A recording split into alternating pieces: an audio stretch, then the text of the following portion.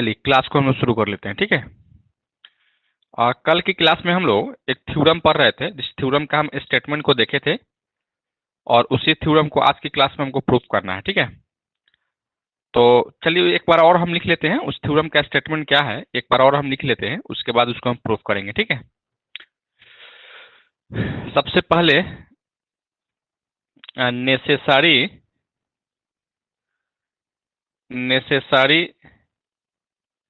And sufficient condition for RS integrability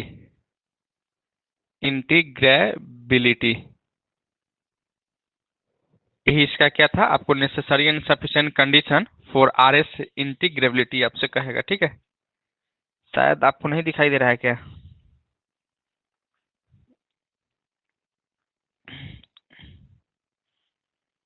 चलिए अब आपको दिखाई देता होगा।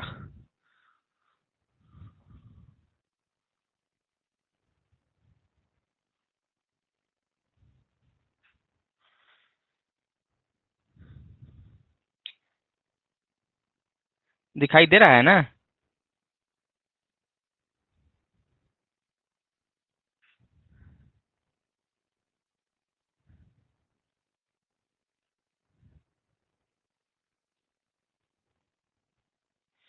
एक बार कमेंट करके बताइए तो दिखाई दे रहा है या नहीं दे रहा है।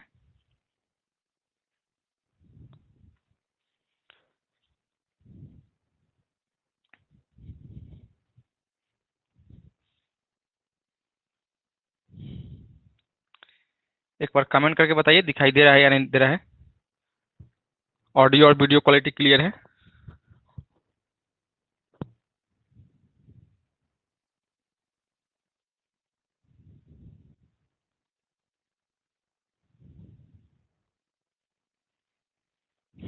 तो चलिए हम लोग यही आपका था। इसके बाद में इसका थ्योरम क्या है, या थ्योरम में यही कहता था क्या कि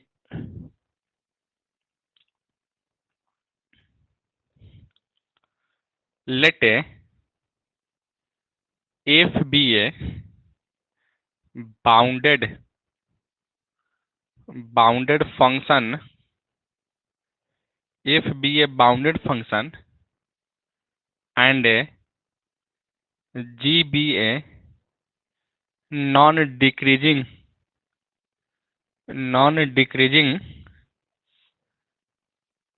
for every epsilon greater than 0, there exists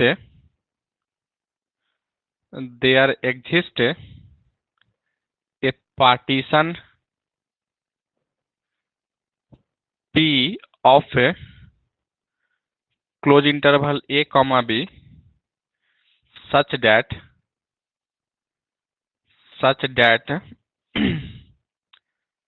u p comma f comma g minus का l p comma f comma g वह लेस देन क्या होगा, एप्सिलॉन के बराबर होगा, ठीक है। यही बात आपको क्या कर लेना है, प्रूफ कर लेना है, ठीक है। तो देखिए जब भी अगर नेसेसरी एंड सफिशिएंट कंडीशन अगर होना, तो इसका मतलब है क्या कि इसमें दो पार्ट है क्वेश्चन में, ठीक है। दो पार्ट कहने का मतलब क्या है, पहला पार्ट है आपको नेसेसरी कंडीशन, ठीक है, और सेकेंड पार्ट क्या है तो सफिशिएंट कंडीशन है, ठीक है। इसका मतलब यही है कि सबसे पहला काम हम लोग क्या करने वाले हैं कि हम लोग करने वाले हैं कि आपको फंक्शन f जो है ना बाउंडेड है और g जो है ना नॉन डिक्रीजिंग फंक्शन है, तो हमको यह चीज को प्रूफ कर लेना है, ठीक है। और यह प्रूफ करेंगे किस पार्ट से, तो नेसेसरी पार्ट से, ठीक है। और सफिशिएंट कंडीशन में हम क्या करेंगे कि फिर हम उसी का उल्टा करेंगे, ठीक है। यानी इसको लेके चलेंगे और हम प्रूफ कर लेंगे कि भाई फंक्शन क्या है, वह बाउंडेड है और नॉन डिक्रीजिंग फंक्शन है, ठीक है। या हम कहें RS इंटीग्रेबल है, ठीक है, यही बात हम प्रूफ कर लेंगे, है ना। तो आइए हम लोग इसको प्रूफ कैसे करते हैं, इसको लेके चलते हैं, ठीक है। सबसे पहले यहां से हम लोग प्रूफ लिखने वाले हैं। देखिए यही सेम थ्योरम जो है ना हम लोग रीमान इंटीग्रेबिलिटी में भी देखे थे, ठीक है। वहां भी आपको हम बताए थे क्या कि वहां भी अगर हमको वहां प्रूफ करना रहता था, ठीक है, तो इसी तरीके से हम लोग वहां भी प्रूफ करते थे, ठीक है। और यहाँ भी वही चीज है। तो चलिए हम लोग इसको देखते हैं कि कैसे हमको इसको क्या करना है, प्रूफ कर लेना है, ठीक है। देखिए यहाँ से सबसे पहले लिखिएगा condition the condition is necessary, condition is necessary. तो नेसेसरी कंडीशन में क्या दिया गया है कि भाई यह जो फंक्शन जो है ना वह आर एस इंटीग्रेबिलिटी है, ठीक है। आर एस इंटीग्रेबिलिटी का मतलब क्या है कि भाई वह रीमान स्टिल जस्ट इंटेग्रल है, ठीक है। तो यहां से यही बात को हम लेके चलेंगे क्या कि let F belongs to R S या F belongs to R S G. इस तरीके से इसका मतलब क्या है कि यह आर एस से इंटीग्रेबिलिटी है, ठीक है। जैसे हम लोग लिखते थे ना यहाँ से कि आर जो है ना या कहें फंक्शन एफ जो है वह बिलोंग करता था आर और क्लोज इंटरवल ए कॉमा बी। तो इसको हम कहते थे एफ जो है ना रीमान इंटीग्रेबिलिटी है, ठीक है। उसी तरह से यहाँ भी जो है ना अगर एफ है बिलोंग्स टू आर एस से बिलोंग्स टू जी है, इसका मतलब क्या है कि जो फंक्शन है एफ है वह क्या है तो आर एस से इंटीग्रेबिलिटी है, ठीक है। यह चीज को हमको लेके चलना है, ठीक है। और हमको प्रूफ क्या कर लेना है, इस पार्ट को प्रूफ कर लेना है, ठीक है। तो देखिए यहां से जब यह आर एस इंटीग्रेबिलिटी होगा, ठीक है, तो हम लोग जानते हैं ना कि अगर आर एस इंटेग्रल होगा तो कब होता है आर एस इंटेग्रल, तो वह इंटेग्रल तभी ना होता है कि यहाँ से यू या हम कह सकते थे क्या यहाँ से इंटीग्रेशन फ्रॉम ए से लेकर B bar F D G equal to integration from A bar से बी एफ डी जी होता है। या हम कहें यह क्या है अपर आर एस से इंटेग्रल है और यह क्या है लोअर आर एस इंटेग्रल है। दोनों अगर बराबर होता है तो हम कहते हैं क्या कि यह सिंपल आर एस इंटेग्रल है और इसको ऐसे लिखते हैं हम लोग ना। तो अगर कोई भी फंक्शन अगर आर एस इंटेग्रल अगर होगा इसका मतलब क्या है कि यह दोनों कंडीशन फुलफिल करता होगा। और इसी को हम लोग क्या कहते हैं, इसी को हम लोग कहते हैं U P comma F comma G equal to, इसको क्या लिखेंगे हम लोग एल और इसको लिखते हैं हम लोग पी कॉमा एफ कॉमा जी लिखते हैं। तो कोई भी फंक्शन अगर आर एस से इंटीग्रेबिलिटी अगर होगा तो इसका मतलब क्या है, इसका मतलब यह चीज आपको होगा ही होगा, ठीक है। तो यही बात यहां से लिखेंगे क्या हम लोग so that integration from A bar से लेकर B F D G equal to integration from ए से लेकर B bar F D g हम लिखेंगे, ठीक है। इस चीज को हम लेके चलेंगे, क्यों, क्योंकि यह आर एस से इंटीग्रेबल है इसलिए लेके चलेंगे, ठीक है। अच्छा इसके बाद में हमको क्या प्रूफ कर लेना है हमको यह बात प्रूफ कर लेना है कि भाई यही चीज हमको यहाँ से प्रूफ करना है, ठीक है, कि अगर आर एस इंटीग्रिटी अगर होगा ना तो फिर यहाँ से इतना माइनस इतना वह लेस देन क्या होगा तो एप्सिलॉन के बराबर होगा। यही बात हमको यहाँ से प्रूफ कर लेना है, ठीक है। तो देखिए यहाँ से इसके लिए हम लोग यहाँ से क्या कर लेते हैं कि let epsilon greater than 0 B given, ये आपको गिवन दिया गया है, ठीक है। फिर यहाँ से लिखेंगे since integration from A bar से लेकर B F D G is A. अब देखिए यहाँ से अगर यह आर एस से इंटीग्रेबल अगर होगा, ठीक है, तो आर एस अगर इंटीग्रेबल होगा तो इसको हम क्या कहते हैं, इसको हम कहते हैं लोअर आर एस से इंटीग्रेबल। और लोअर आर एस इंटीग्रेबल क्या होता है तो यह होता है is the supremum supremum of a lowest R S sum, यानी एल पी एफ और जी के बराबर होता है, ठीक है। और over all partition P therefore therefore, therefore नहीं है बल्कि there exist a partition, there exist a partition, एक न्यू पार्टीशन एग्जिस्ट कर रहा है P1, और इस तरीके से एग्जिस्ट करेगा कि सच डैट कि यहाँ इंटीग्रेशन फ्रॉम ए बार से लेकर बी एफ डी जी वह हमेशा less than equal to L P1 comma G comma F plus epsilon by 2 के बराबर होगा। ठीक है, और इसको आप इक्वेशन नंबर 1 कहिएगा। ठीक है, इसी तरीके से हम लोग सिमिलरली करेंगे। ठीक है, फिर हम इसको आगे बढ़ाएंगे। उससे पहले आप लोग एक बार यहाँ तक में आप कमेंट करके हमको बताइए कि आप इस चीज़ को समझ पा रहे हैं कि नहीं समझ पा रहे हैं।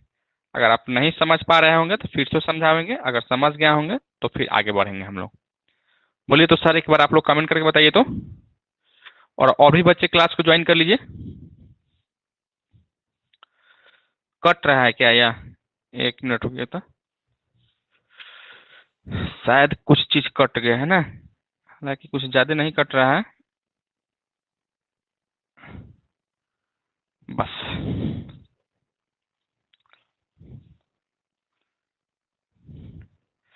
लास्ट में यही लिखे हैं क्या कि यह जो है ना, यह लोएस्ट आरएस इंटेग्रल क्या होता है, तो लोएस्ट आरएस सम जो होता है ना उसी का ना सुप्रीमम निकालते हैं हम लोग। यहाँ से देखिए, इस चीज यह किसके बराबर होता है यह किसके बराबर होता है, तो इसी यही ना लोएस्ट आरएस सम है, तो यह जो है ना सुप्रीमम हो जाता है। ठीक है, सुप्रीमम ऑफ लोएस्ट आरएस सम के बराबर होता है, यही होता है। और यह क्या हो जाता है, तो इसी तरह से यह इन्फीमम हो जाता है, इन्फीमम ऑफ अपर आरएस सम के बराबर होता है।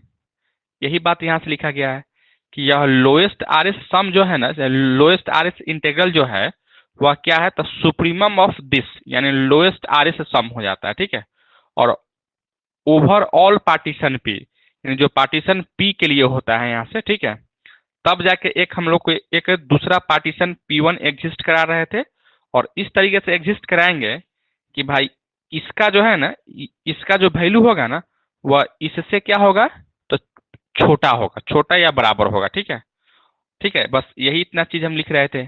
बस यहाँ जो है ना यह पी था और इसी को हम P1 कर रहे थे, क्योंकि नया पार्टीशन हम एग्जिस्ट करा रहे थे और यहाँ एप्सिलॉन बाई 2 को हम लेकर चल रहे थे, इसलिए ताकि हमको यहाँ एप्सिलॉन प्रूफ करना है।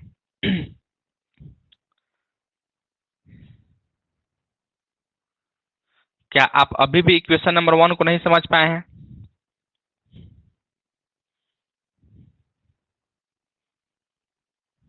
बोलिए आप लोग।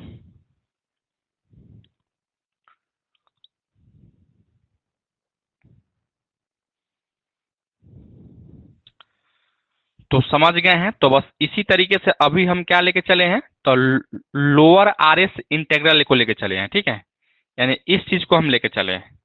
अब हम सिमिलरली अब इस चीज को लेके चलेंगे, और यह किसके बराबर हो जाता है, तो इन्फीमम ऑफ अपर आरएस से इंटेग्रल के बराबर हो जाता है। तो आइए हम इसी चीज को अब यहां से लिखेंगे सिमिलरली करके। ठीक है, देखिए यहां से क्या होगा,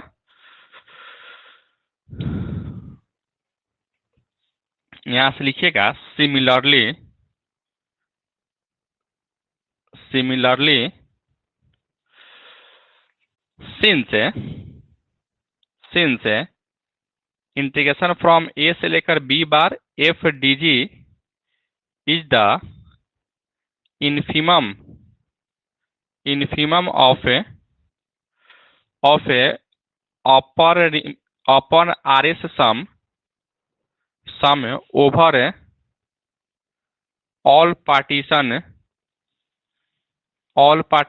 P, all partition P there exist a partition, यहाँ P1 था तो यहाँ से P2 पार्टीशन को एग्जिस्ट करा रहे थे। ठीक है, और इस तरीके से कराएंगे सच डैट कि यह U P2 F, G वह लेस देन, ठीक है, होगा आपको इंटीग्रेशन फ्रॉम ए से लेकर B bar F D G अब प्लस का एप्सिलॉन बाई 2 हो जाएगा। ठीक है, इस तरीके से हम लोग क्या किए हैं, इसको एग्जिस्ट करा दिए हैं। ठीक है, अच्छा अब यहाँ से क्या करना है, हम जो P1 और P2 जो दो पार्टीशन हम लिए हैं ना, अब इसी का हम क्या करेंगे, यूनियन लेके P कर लेंगे। ठीक है, इसका मतलब है कि यहाँ से लिखोगे let P1 equal to sorry let P equal to P1 union P2 so that P is the common refinement, इसी को तो रिफाइनमेंट कहा जाता है, common refinement of P1 and P2। और जैसे P1 और P2 अगर रिफाइनमेंट अगर होगा, ठीक है, तो एक रिजल्ट को आपको यहाँ से यूज करना पड़ेगा। ठीक है, और वह रिजल्ट क्या हो जाता है, तो वह रिजल्ट आपको यह हो जाता है। ठीक है, देखिएगा क्या होता है कि L P comma F comma G वो हमेशा लेस देन होता है L P star, P star बोलता है रिफाइनमेंट है। ठीक है, कॉमा एफ कॉमा जी के। देखिए हम जिस दिन आपको आर एस से इंटेग्रल लिखवा रहे थे ना, उसी दिन आपको हमको एक वो चीज लिखवाना था। ठीक है, कि एक नोट करके जो है ना आप कहीं लिख लीजिएगा। ठीक है, और नोट में क्या लिखना था वहां से कि यही एक रिजल्ट हमको लिखवाना था। ठीक है, कि हमेशा वह क्या हो जाता है, तो एक नोट को आपको ध्यान रखना है, और नोट वह क्या है, तो यह देखिए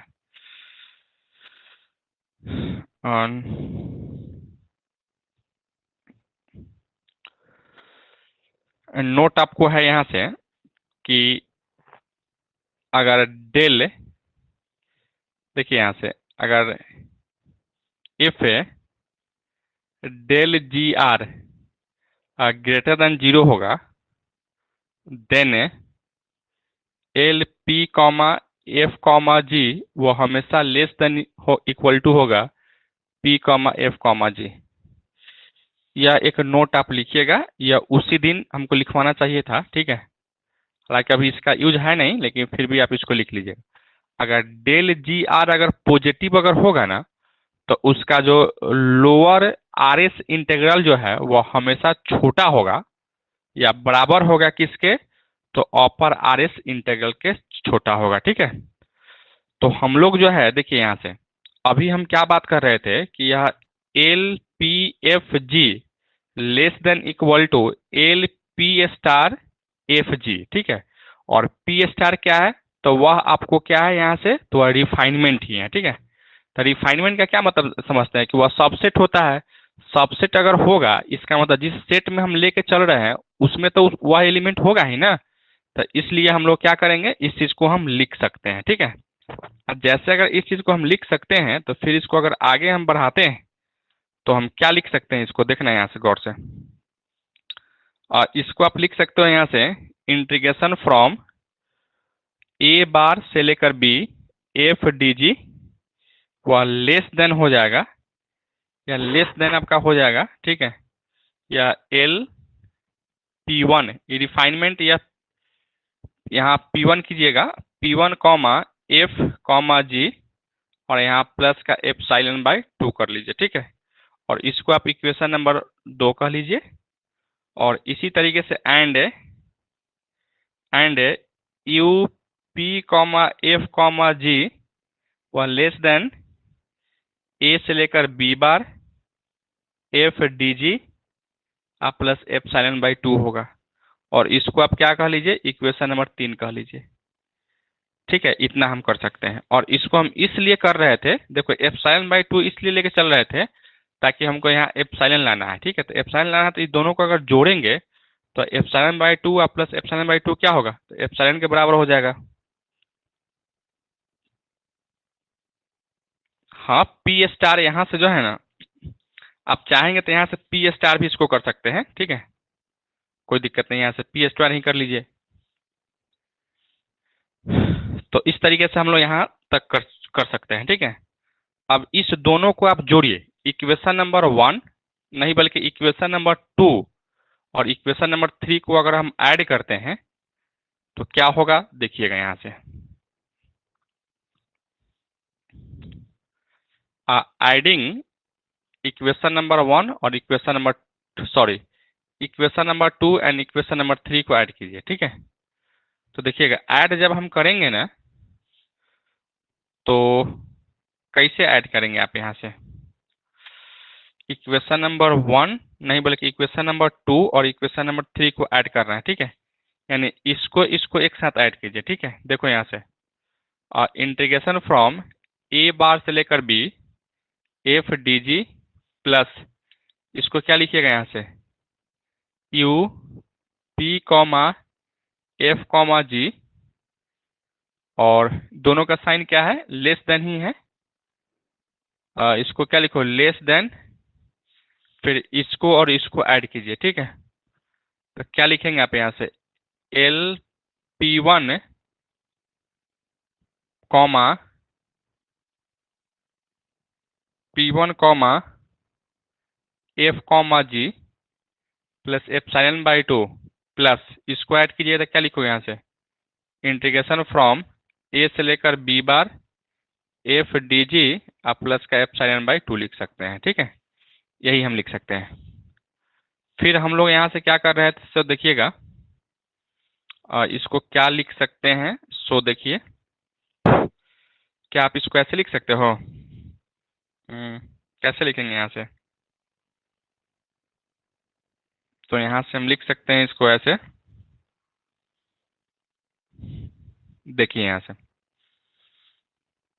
यह जो यहाँ जो देख रहे थे, या जो फंक्शन हम लेके चले हैं वह आर एस इंटीग्रेबल लेके चले हैं। ठीक है, यहाँ हम ऑलरेडी मिटा चुके हैं और वहाँ लिखे हैं हम लोग क्या लिखे थे कि इंटीग्रेशन फ्रॉम ए बार से लेकर B F D G equal to A से लेकर B bar F D G के बराबर था।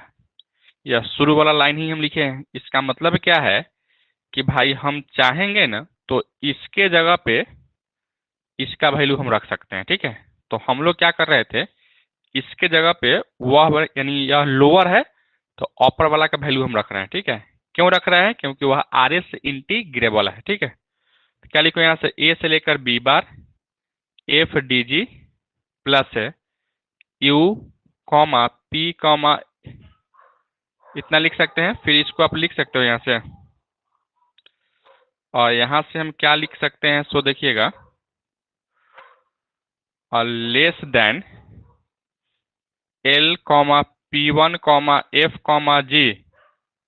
ठीक है, और यहाँ प्लस है, क्या लिखेंगे आप यहाँ से, तो यहाँ से हम लिख सकते हैं कि ए से लेकर B bar F D G आप प्लस एप्सिलॉन बाई 2 और एप्सिलॉन बाई 2 क्या होगा, तो वह एप्सिलॉन के बराबर हो जाएगा कि नहीं होगा, बिल्कुल हो जाएगा आपको। ठीक है, अच्छा अब यहाँ तक तो हो गया है ना, यहाँ तक हम लोग क्या कर सकते हैं, इसको लिख सकते हैं और कर सकते हैं।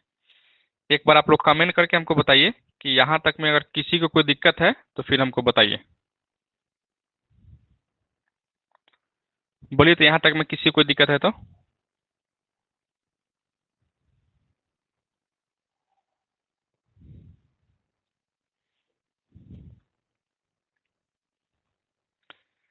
यहाँ तक में किसी को कोई दिक्कत है तो बोलिए।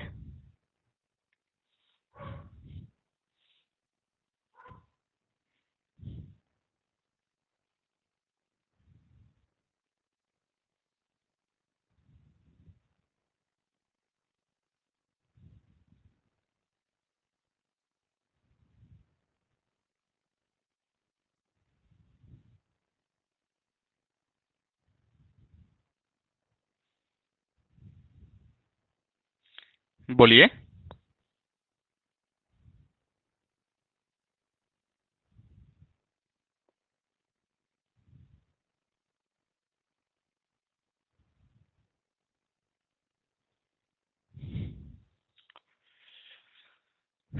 यहाँ पे जो है ना, ये जो हम लिखे हैं यह एक्चुअली में यहाँ से यह P1 नहीं बल्कि P ही है। ठीक है, और यह सब जो है ना कॉमा दीजिए यहाँ से। ठीक है, इस तरीके से आप लिखिए P ही है, P1 नहीं है। ठीक है, क्योंकि यहाँ से हम रिफाइनमेंट ले चुके हैं ना, इसलिए। बोलिए, अब बोलिए तो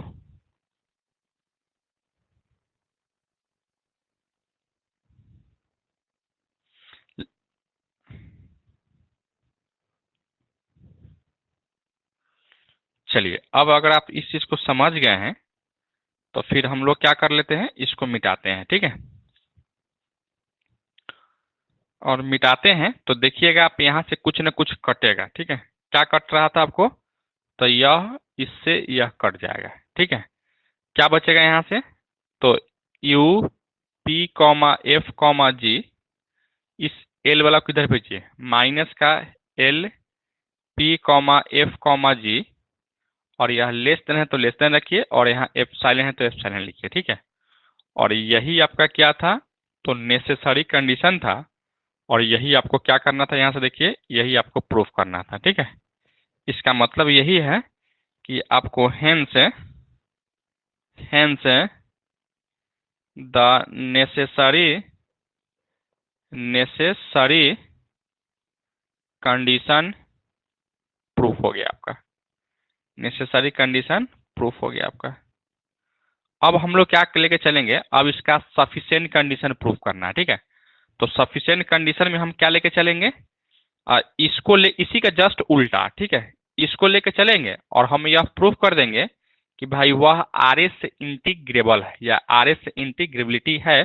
यही बस हमको क्या करना है, प्रूफ कर देना है। ठीक है, इसका मतलब क्या है, इसका मतलब है कि यह दोनों जो है ना आपस में बराबर कर देंगे, और यह आपस में जब बराबर हो जाएगा तो इसका मतलब क्या है कि वह आर एस इंटीग्रेबल हो जाएगा। ठीक है, इसी का जस्ट रिवर्स, सफिशिएंट कंडीशन में रिवर्स करते हैं और नेसेसरी कंडीशन में जो प्रूफ करना रहता है उसको करते हैं। यानी जहां भी अगर आपको दे दे अननेसेसरी एंड सफिशिएंट कंडीशन दे दे, या इसी के बदले में अगर इफ एंड ओनली इफ दे दे ऐसे, इसका भी मतलब क्या है, नेसेसरी कंडीशन ही है, नेसेसरी एंड सफिशिएंट कंडीशन ही है। ठीक है, या कहीं कहीं ऐसे नहीं देख के बल्कि ऐसे दे दिया रहता है, मैथमेटिकली जो है साइन आपको दे दिया रहता है, या इसका मतलब क्या है, ये भी आपको नेसेसरी एंड सफिशिएंट कंडीशन ही है। ठीक है, कि अगर आप इधर से इधर जा रहे हैं तो इधर से इधर भी आपको आना है। ठीक है, तो आपको जहां भी अगर इफ एंड ओनली इफ दिखाई दे दे, या सिंबल दिखाई दे दे, या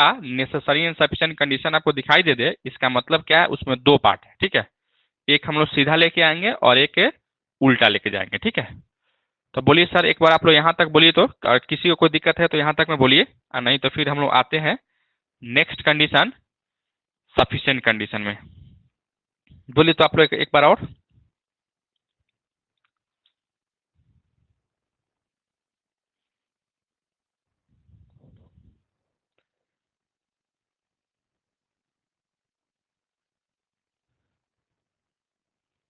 अब क्या समझा दे आपको, बस यहाँ तक तो आप समझ ही गए थे ना, बस आपको क्या करना है, इससे इसको डिलीट कर देना है, कैंसिल कर देना है। कैंसिल हो गया, कैंसिल अगर हो गया तो यहाँ से क्या बचेगा, यू वाला बचेगा, और इसको इधर लेके आओगे तो यह प्लस है तो इधर आएगा तो क्या होगा, माइनस हो जाएगा, और यहाँ क्या बचेगा, खाली एप्सिलॉन बचेगा, और लेस देन का साइन है तो लेस देन रहेगा, और यही तो हमको प्रूफ करना था।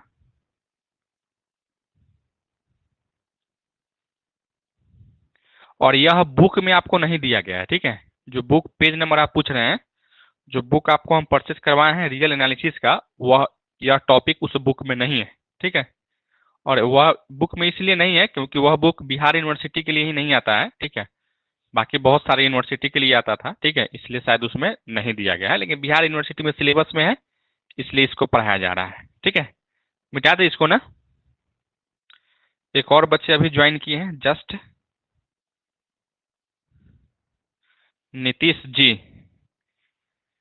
अभी ज्वाइन किए हैं ना, कहाँ बिजी रहते हैं नीतीश जी आप।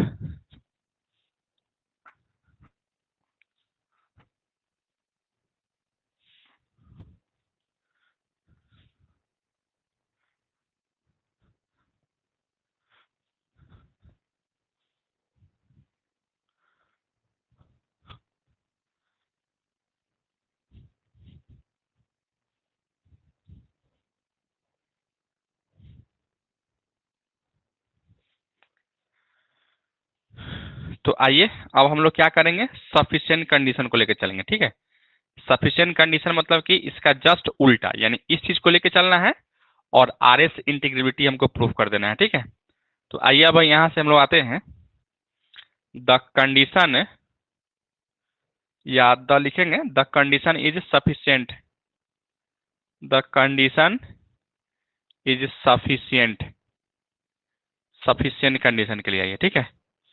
तो सफिशियंट कंडीशन में आपको क्या करना पड़ेगा, इस पार्ट को लेके चलना पड़ेगा, ठीक है। तो यह पार्ट को लेने के लिए हम लोग यहाँ से सबसे पहले मान लेते हैं, let for every epsilon greater than 0 there exist a partition there exists a partition P of a close interval a comma b और such that यही कंडीशन को लेकर चलना है, यानी u p comma f comma g minus का l p comma f comma g less than epsilon, ठीक है। इस चीज को लेकर चलना है और इसको आप इक्वेशन नंबर 4 मान लीजिए, क्योंकि 3 तक तो वहां माने हुए थे, इसको हम इक्वेशन नंबर 4 मान लीजिए, ठीक है। अब हमको यहाँ से क्या प्रूव करना है, we have to prove that, हम लोग को प्रूफ करना है कि f क्या होना चाहिए था, तो वह RS इंटेग्रल होना चाहिए, यानी f belongs to RS over G होना चाहिए था, ठीक है। इसका मतलब क्या है, दैट इज हमको यही प्रूफ करना है कि भाई इंटीग्रेशन a बार से लेकर b f dg equal to a से लेकर b बार f dg। अगर यह दोनों बराबर हो जाएगा, यानी क्या है, lower RS integral equal to upper RS integral के अगर बराबर अगर हो जाएगा, तो हम कहेंगे क्या कि वह फंक्शन क्या है, तो RS से इंटेग्रल है या RS इंटीग्रेबिलिटी है, ठीक है।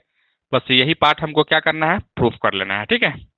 अब इसी को प्रूफ करने के लिए हम लोग यहां से लेके चलने वाले हैं by definition of upper and lower RS integrable का, यानी अपर और लोअर RS इंटीग्रेबल का जो डेफिनेशन है, वही डेफिनेशन को हम लोग क्या करके चलने वाले हैं, लेके चलने वाले हैं, ठीक है। तो देखिए अभी आपको यहां से आप लिखिएगा कि इंटीग्रेशन फ्रॉम a बार से लेकर b f dg वह हमेशा less than equal to p f sorry यहां से u p f g के बराबर होता है, ठीक है। और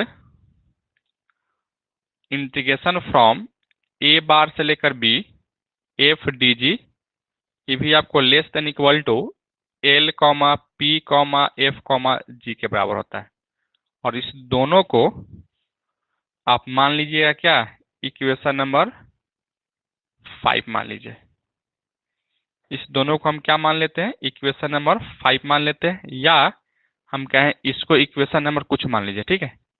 इसको इक्वेशन नंबर 5 मान लीजिए और इसको इक्वेशन नंबर 6 मान लीजिए, ठीक है। और एक चीज आप यहां से समझिए,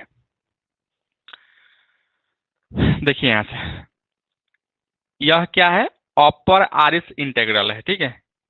और यह भी तो वही चीज है, तो यह दोनों तो बराबर होगा ही होगा। यहाँ जो लेस देन इक्वल टू लिखे हैं, एटलीस्ट इक्वल टू तो उसमें है ना,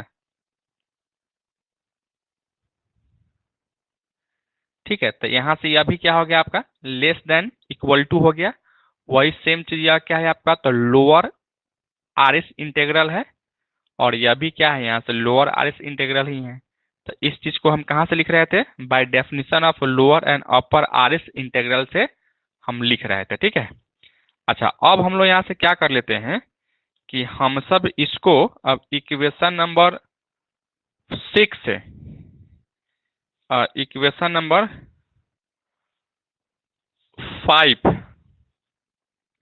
और इक्वेशन नंबर 6, या हम कहें इक्वेशन नंबर 5 में से इक्वेशन नंबर 6 को घटा रहे हैं, यानी इसमें से इसको हम घटा रहे हैं, ठीक है। तो देखिएगा क्या होगा, इंटीग्रेशन फ्रॉम a बार से लेकर b, sorry integration from a से लेकर b bar f dg minus integration from A bar से लेकर B F D G less than equal to है तो लेस देन इक्वल टू रखेंगे और इसमें से इसको घटाइएगा। ठीक है, तो क्या लिखेंगे यहाँ से U P comma F comma G minus का L P comma F comma G लिख सकते हैं कि नहीं लिख सकते हैं? बिल्कुल आप इस चीज को लिख सकते हैं। ठीक है, और फिर यहाँ से देखिएगा इंटीग्रेशन फ्रॉम ए से लेकर B bar F D G minus integration from A bar से लेकर B F D G less than equal to. ठीक है, या हम कहें यहाँ लेस देन ही रखेंगे, इक्वल टू नहीं रखेंगे, लेस देन रखेंगे। ठीक है, और यह इसलिए रखेंगे क्योंकि देखो यहाँ से अब इसको देखोगे और इसको देखोगे, या लेस देन क्या है एप्सिलॉन है, तो इसको हम क्या लेके चलेंगे यहाँ लेस देन एप्सिलॉन करेंगे कि नहीं करेंगे? बिल्कुल करेंगे। और यह कहाँ से कर रहे थे? तो फ्रॉम इक्वेशन नंबर चौथा से कर रहा है। यहाँ लिख देते हैं ब्रैकेट में ताकि आप इस चीज को समझिएगा। ठीक है, और एक बार फिर से आप लोग कमेंट करके हमको बताइए कि इक्वेशन नंबर या कहें यहाँ तक में अगर कोई दिक्कत है आप लोगों को तो फिर बताइए हमको। बोलिए आप लोग यहाँ तक फिर से, क्या इसको हम लिख सकते हैं या नहीं लिख सकते हैं?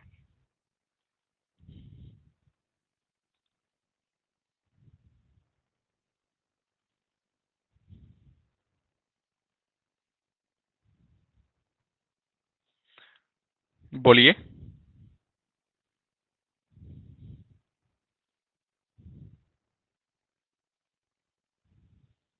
नहीं लिख सकते हैं तो बताइए क्या लिख सकते हैं या क्यों नहीं लिख सकते हैं, सो बताइए।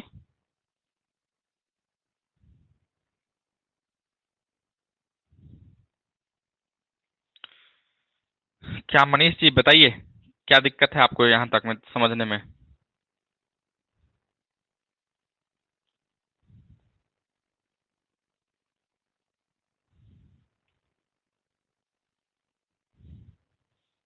और भी स्टूडेंट्स बोलिए।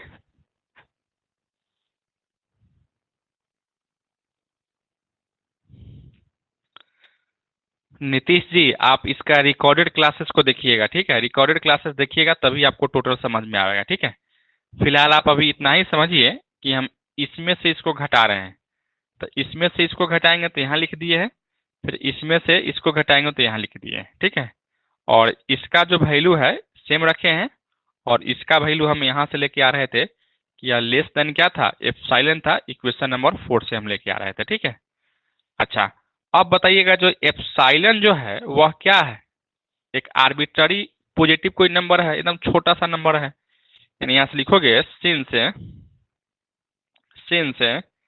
Epsilon is a small arbitrary arbitrary, इसका मतलब जैसे अगर स्मॉल अगर होगा ना तो इसका मतलब वह जीरो के बराबर होगा। ठीक है, तो इसको हम लिख सकते हैं इंटीग्रेशन फ्रॉम ए से लेकर B bar F D G equal to नहीं बल्कि minus integration from A bar से लेकर B F D G equal to zero लिख सकते हैं।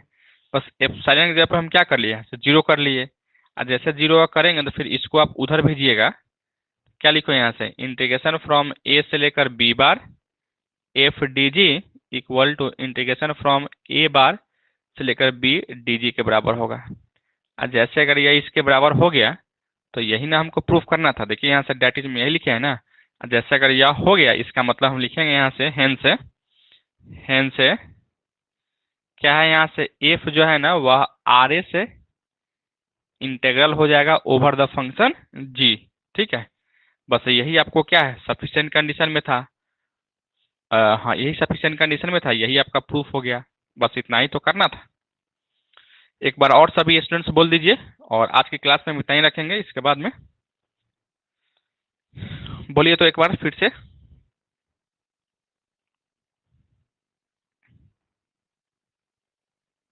एक बार पहले इसका स्क्रीनशॉट ले लीजिए आप लोग, स्क्रीनशॉट ले लीजिए।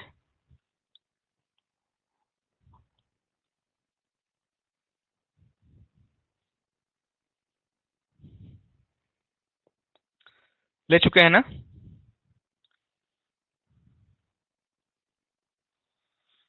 तो आज की क्लास में हम इतना ही रखते हैं, और कल का क्लास जो है ना, आप लोगों का क्लास कल दोपहर में 12 बजे चलेगा, ठीक है? 12 बजे से आपका क्लास होगा कल के लिए, ठीक है? और फिर परसों आपका क्लास बंद रहेगा। उसके बाद फिर हम लोग सोमवार को देखेंगे क्लास बंद रहेगा कि खुला रहेगा, ठीक है? ये कल आप लोग का क्लास 12 बजे दोपहर में होगा। आप लोग ध्यान रखिएगा, क्लास को ज्वाइन कीजिएगा, ठीक है? Okay, bye, good night.